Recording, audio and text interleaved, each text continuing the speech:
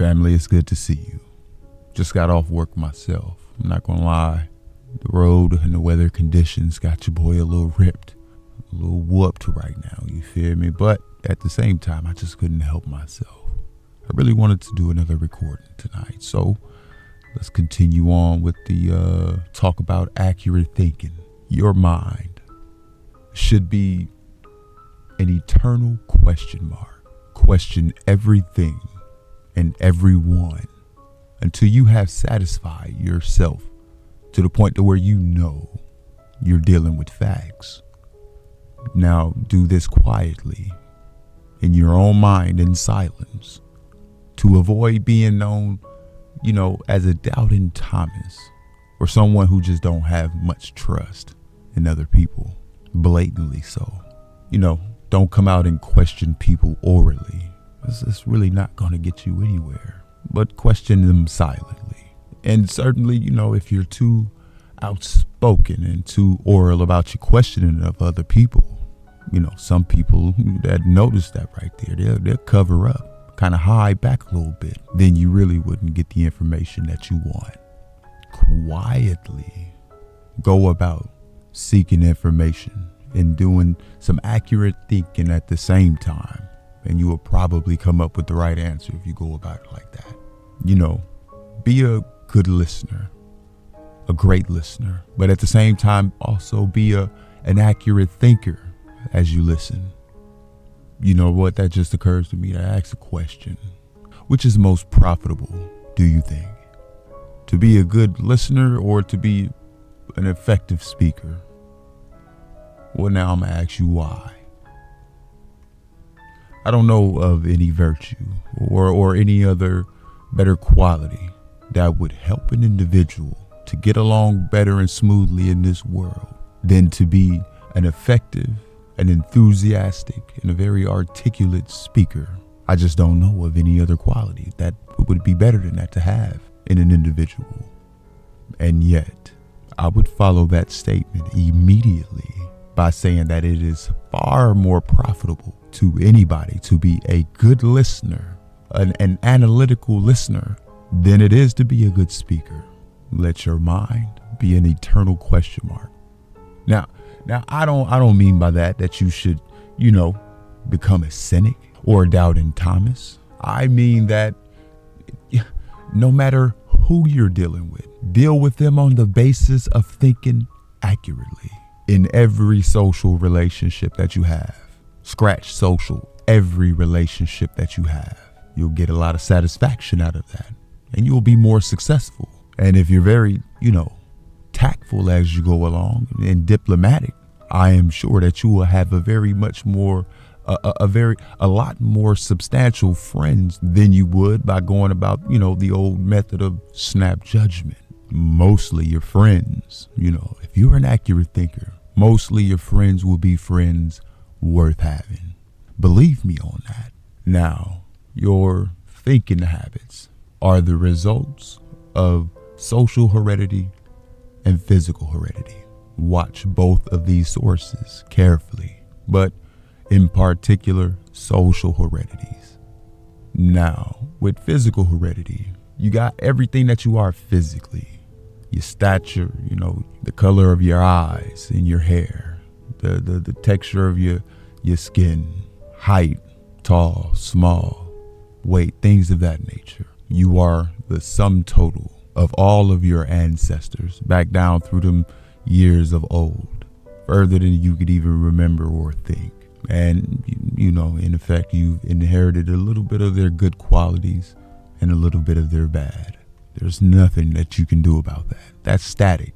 That's fixed at birth. But by far, the most of what makes up you, of what you are, is your social heredities. Your social influences, those things that you allowed to come up in your mind and that you have allowed to influence you, and you have accepted it as a part of your character. That's the important thing. Your conscience was given to you as a guide when all of the sources of knowledge has been exhausted. Be careful to use it as a guide and not as a co-conspirator. When you think about it in your own life, have you ever met a lot of people, or not even got to be a lot, but have you met someone who uses their conscience as a co-conspirator than rather than using it as a guide? Have you ever met a person like that? In other words, they so sell themselves. They so sell themselves or their conscience on the idea of what they're doing is right, that the conscience eventually falls in line and becomes a co-conspirator. If you sincerely wish to think accurately, there is a price that you must pay for this ability. And that price is something that's not measurable in money. First, you must examine very carefully all of your emotional feelings by submitting them to your sense of reason. That's step number one in accurate thinking. In other words, the things that you like to do best are the things that you should examine most and first to make sure, in other words, if they lead you to the obtainment of some object that you've been going after, that you want that object after you get it. The point I'm making is that the thing that you set your heart upon, be careful about the thing that you set your heart upon, because when you get that thing, it might turn around that you maybe didn't even really want it at all. Now, I can multiply that sentiment with 1,000 different illustrations for, a man who paid too much for what they got. Someone who wanted something so badly and tried to get too much of it. Incidentally, he did get too much of it, but didn't get peace of mind and balancing of their lives along with it. You must curb the habit of expressing opinions. It's not based upon facts or what you believe to be facts. Did you know that you didn't have a right, you or me or anybody else for that matter, did you know you didn't have a right to an opinion about anything, anytime, anywhere, unless it's based upon facts or actual provable facts or what you believe to be facts? I almost take a bet that you wouldn't admit that that's true. I think a lot of people won't admit that that's true. You have no right to have an opinion whatsoever about anything at any time unless it's based upon facts or actual provable facts. Why would you think I would even try to, exacerbate that or say that you don't have a right to it? Like I've said before, it is dangerous. Have you ever went throughout life having the wrong opinion that's not, applied to actual provable facts, and you got a negative result? In that moment, it was dangerous to have such an opinion, and it wasn't based upon facts. I mean, you can do it. You have a right, of course.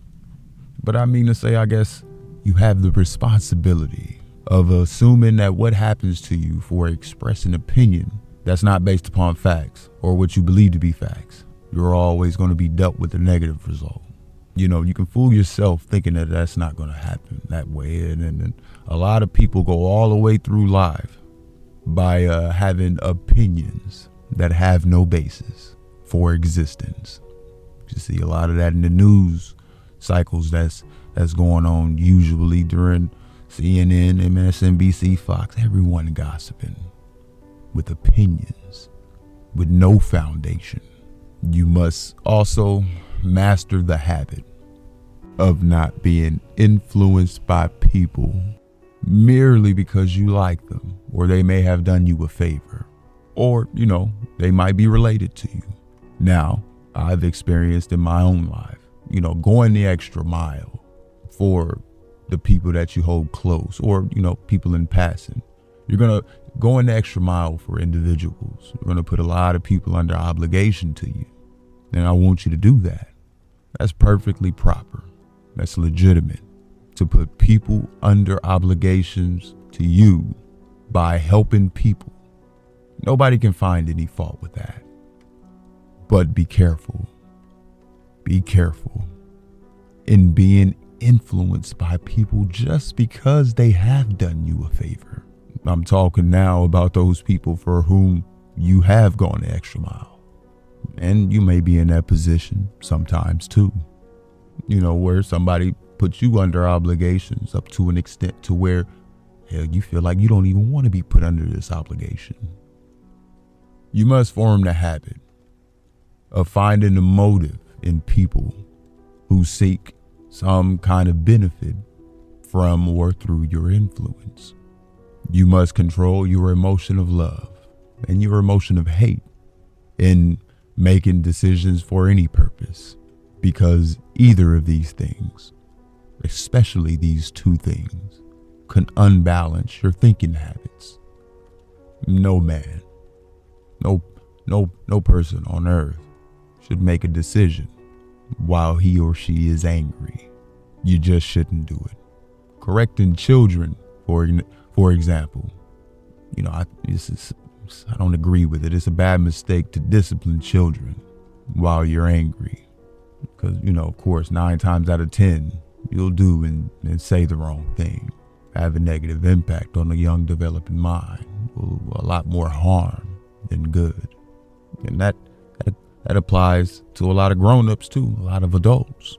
Don't get angry and try to make statements while you're mad, because they can come back on you. Eventually it comes back around. You might have to deal with a little bit of injury from that statement. Self-control and self-discipline. We're going to have a good lesson on those two a little bit later on. I might have even already put them up, but you remember? It plays right along with this lesson so far, doesn't it? Because there are a lot of times, if you're going to be an accurate thinker, you got to have a lot of self-discipline. You got to refrain from saying and doing a lot of things that you like to do, that you do on the regular. Bide your time. There's always a time for you to do or say whatever you need to say or get done. Time what you say and do properly. Accurate thinkers do that. They don't just fly off the handle and say things and start their mouths to go off and leave them like some people do. Carefully inspect the listener with every word that they utter, even before they utter it. Don't make any decisions or plans until you have carefully weighed what the effect may be on you and other people. I could think of a lot of things that I could do that would benefit me, but it wouldn't benefit you. I could think of a lot of things, might even injure you, but I wouldn't engage in any of those things, because eventually I would have to pay the price. Because whatever you do to or for another person, you do to or for yourself, it comes back to you, greatly multiplied in kind. That's another thing that comes out of this lesson of accurate thinking, especially when you come very indoctrinated with the thoughts of thinking accurately. You learn not to do anything that you don't want to eventually come back and affect you. Not to think anything, not to say anything, not to do anything that you don't want it to come back to you, and that you're going to have to give countenance to later on in life. You must recognize, before accepting facts and statements of other people, it would be very beneficial to you if, when you hear the statement from the person, that you would ask how they came by these so-called facts. When an individual expresses an opinion, ask, how do they know that their opinion is sound? I don't want an opinion. Me personally, I want some facts, if I can get them. Then I'll form my own opinion. You give me the facts, and I'll put them together in my own way, says the accurate thinker. You must learn to examine with extraordinary care all statements of a derogatory nature made by one person against another, because the very nature of such a statement brands them as being not without bias. And that's me putting it very politely. You must overcome the habit of trying to justify a decision that you have made when that decision that you made turns out to have been unsound. Accurate thinkers just don't do that. They reverse themselves just as quickly as they made the decision, especially, when they find out they're wrong. Alibis and accurate thinking never are friendly bedfellows. Excuses and alibis and accurate thinking are not good bedfellows. I've never seen a person yet that was very definite in creating alibis for his faults and the things that he didn't do that he should have done, things that he did do that he shouldn't have done. In other words, a lot of people have a great stock of them, excuses and alibis. You don't have to give them very much time before they put them together and they get them ready for you and they get to throwing them at you. The good excuses and alibis don't amount to anything unless there's something back of them, something sound that you can depend upon. If you are an accurate thinker, you will never use the term "they say" or "I heard." Accurate thinkers, in repeating statements that they have heard, first identify the source and attempt to establish its dependability. Family, as long as we've been talking so far, it's not a very easy thing to be an accurate thinker. Have you come to that kind of conclusion as I have? This was a lot when I first learned it as well. Quite a little bit that I had to pay, that you have to pay in order to have this ability, but it's worth it. It's worth a try. You know, if you're not an accurate thinker, people are going to take advantage of you.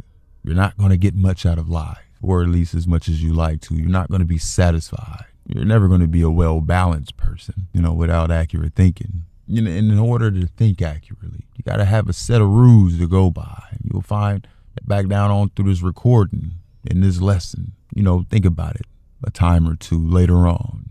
Study it carefully.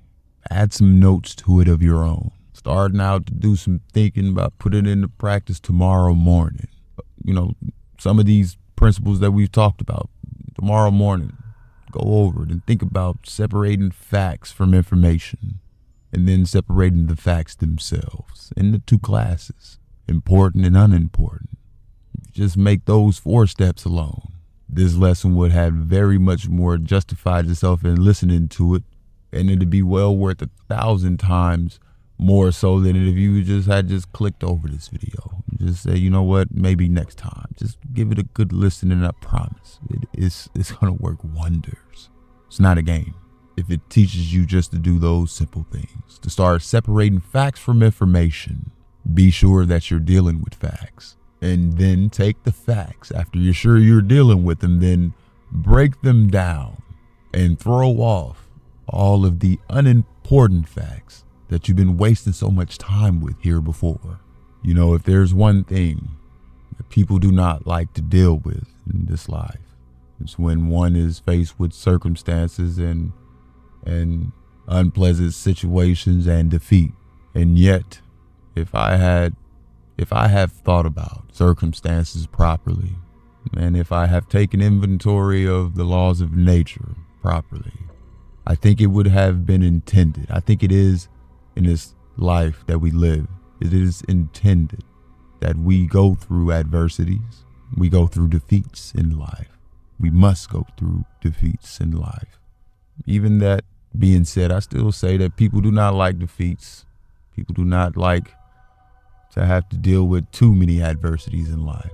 And yet I am compelled to say it once again, that if it had not been through the failures that I have been through in my own life, being knocked down a few times in my younger days, at certain jobs, in school, back when I was doing the college thing and those good times, love situations where, I was let down a time or two. If I wasn't met with those adversities and those failures and defeats in my life, I probably wouldn't be as a responsible adult male as I am. I probably wouldn't be as well off as I am. A strong mind mentality, mind, body, and spirit type situation. I wouldn't be as sturdy, as durable as I've become, because it was out of the opposition, I'm sure, that I was met with in my early days, that, I came up with the strength to be one that takes care of the family solely now. Head of the household type situation. Breadwinner, I probably wouldn't have been this strong and capable as a man if I wasn't hit or put to the grindstone to be sharpened for this adult life that I'm living. I wouldn't have been as respected or responsible on the many jobs that I've had for the years that I sat at those jobs. Yeah, I wouldn't have came out with not as much love that I got from the brethren that I've made through the years, back down through the years, the quality friendships and relationships that I still hold dear. Yet, if I were to go back to the past, I have no doubt with all that being said, that I would make it easier for myself, just the same as you would from here on out.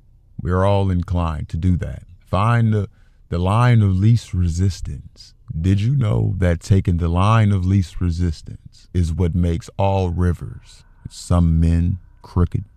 Nah, for real, no funny. Yet, it is very common habit for us to do that. We don't want to pay the price of intense effort, no matter what it is, no matter what we're doing.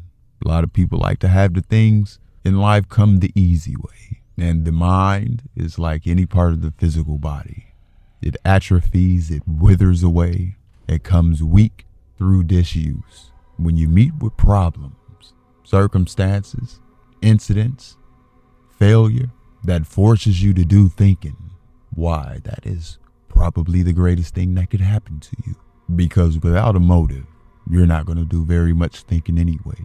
Now, last thing before we wait until the next one, there are 40 major reasons or causes of failure.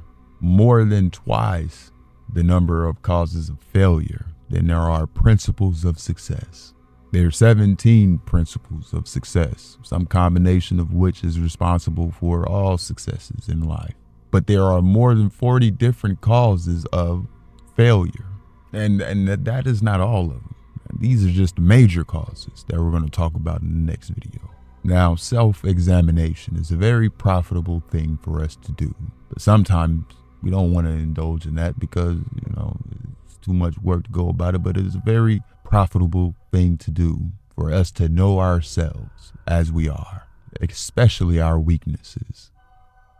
And in the next video, we're going to go into more detail on those weaknesses and self-examinations and the major causes of failure. But once again, family, without taking up too much more of your time, let me just say I appreciate you for being here. Until the next time.